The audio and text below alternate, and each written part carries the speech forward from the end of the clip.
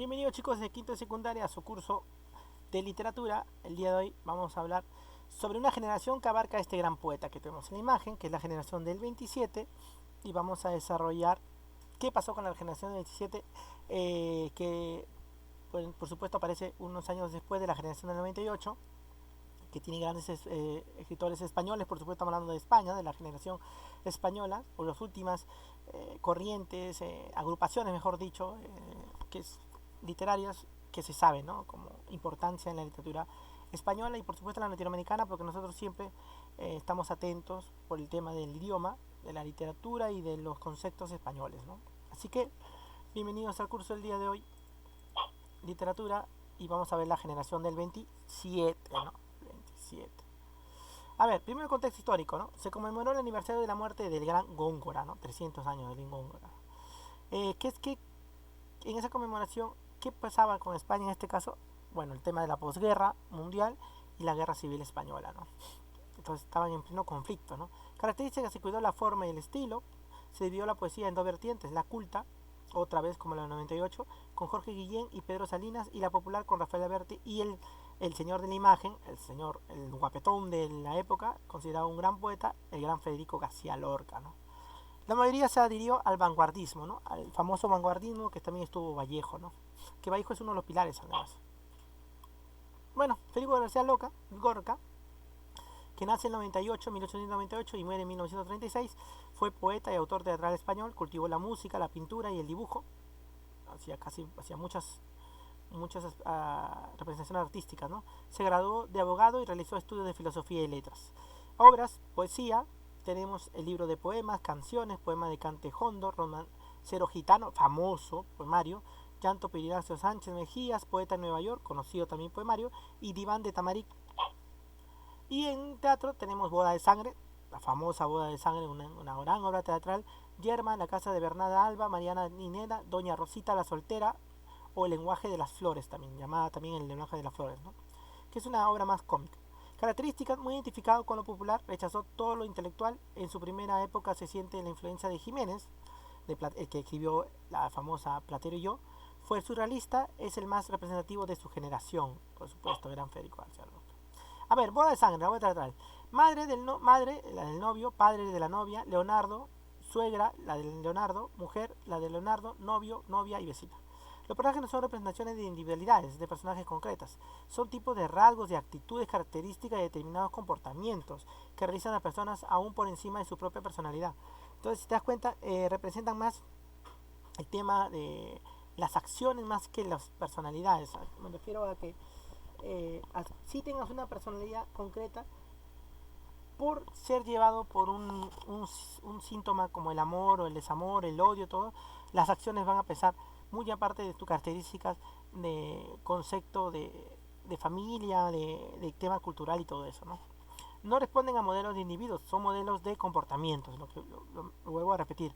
Y por eso se mencionan con palabras referidas a funciones que se cumplen en el contexto, en este caso, el contexto familiar, ¿no? El padre, la suegra, la mujer, el novio, las acciones, ¿no? La madre ha perdido al esposo y al hijo mayor, ahora recela por el único hijo que le queda, el novio. A despecho de los malos presagios consiste la boda de su hijo. La vecina, por ejemplo, hace referencia acerca de la novia. Aquella tuvo un novio a los 15 años, Leonardo, ahora casado con sus hijos. Durante la ceremonia, Leonardo rapta a la novia. El padre desesperado sustenta la honradez de su hija mientras la madre reclama venganza. El enfurecido novio persigue a los fugitivos amantes, mientras, a manera de coro, un grupo de leñadores dialoga sobre los desgraciados acontecimientos. Es que la novia vivió con Leonardo una gran pasión que aún nos arrastra, a pesar de no haberse entregado nunca a él, o tal vez por eso mismo. Leonardo y el novio caen muertos en una pelea, uno a manos del otro, y las mujeres se quedan solas, llorando la incomprensible desgracia, la tragedia de su destino, la novia por el novio muerto y la madre por el hijo perdido. Por eso se llama Boda de Sangre, ¿no? Después de los representantes tenemos al gran Pedro Salinas, que nació en 1892 y falleció en 1951, ¿no? A ver, Pedro Salinas, hay un homónimo, un periodista peruano, escritor también que vive en el Perú, gran escritor, pero bueno, Pedro Salinas, el español, era un poeta, ensayista y crítico español, estudió en Francia e Inglaterra y se doctoró en su país. Obras en poesía, pues tenemos los poemarios Presagios, Seguro Azar, Fábula y el Signo, La voz a ti de vida, que son sus mayores poemarios más conocidos, y Razón de amor. En prosa tenemos La víspera de gozo, El desnudo impecable, Crítica, la literatura española del siglo XX, muy importante. Características de su obra, su tema básico es el amor y la variedad, con lo que expresó lo convierte en el Garcilaso moderno, ¿no? Así le dicen, el Garcilaso moderno. Gran ternura, delicadeza y elegancia, combina un estilo culto, es el representante del lado culto de la generación del 27, con uno sencillo, tercer gran poeta amoroso español, ¿no? También tenemos a Vicente Alexandre, que nace en 1898 y muere en 1892, casi cumpliendo 100 años, ¿no? Recibió en 1977 el Premio Nobel de Literatura y fue académico de la lengua española.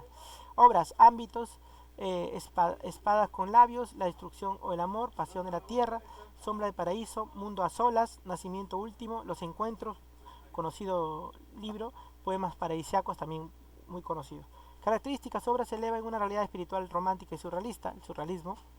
Fue un gran impulsor de la poesía en los años 40, se apartó de la métrica tradicional, estilo experimental, ¿no? Por supuesto, el surrealismo te lleva a eso. El otro gran importante autor, más que autor también filósofo, el gran José Ortega y Gasset, ¿no? Que nace en 1983 y muere en 1955, ¿no? Periodista, que ayuda a escritores, entre ellos Valle de Inclán. Para muchos su prestigio e influencia fueron decisivos para colocar en España a la altura de los tiempos. Aunque es contemporáneo de la generación 27, él conserva pensamiento e ideas muy propias, ¿no? O sea, pertenece a la generación 27, pero era el más alejado, ¿no? Y por eso posiblemente José Ortega y Gasset es el que más predomine o que más dure, porque al estar lejos de ese grupo es menos parecido y es más único, ¿no? Obras, El espectador, una gran obra. El tema de nuestro tiempo, Meditaciones del Quijote, La España invertebrada, famosa obra también. La rebelión de las masas, otra obra famosa. Apuntes sobre el pensamiento, La idea del principio de Leibniz, La evolución de la teoría deductiva, y La deshumanización del arte, también una de sus obras últimas más importantes que publicó José Ortega y Gasset. Características de su obra, muy admirado en el mundo entero, por supuesto, por su gran influencia en el nuevo pensamiento filosófico, ¿no? Por eso le digo, más que escritor, su filosofía predomina más, ¿no? Desdeña la tradición cultural de España, idea contraria a la generación del 98, hay una postura muy aparte. La generación 27 se quiere alejar un poquito de la generación del 98 en esa postura, pero igual siguen trabajando el nacionalismo de manera más socarrona, ¿no? Pero igual. En sus ensayos literarios hace una innovación filosófica en la historia del pensamiento, por supuesto, y por eso José Ortega y Gasset, sus obras son consideradas más obras filosóficas que literarias, ¿no? Después tenemos al gran Jorge Guillén, poesía pura, obtuvo el premio Cervantes en 1976, ¿no? Sus obras líricas, cánticos y clamor, ¿no? Clamor posiblemente sea su poemario más famoso. Rafael Alberti ingresó en 1931 al Partido Comunista. Tras la guerra civil residió en Argentina, obtuvo el premio Cervantes también, pero él lo recibió en 1983. Obras sobre Los Ángeles, Marino en tierra, El poeta en la calle, muy buen poemario.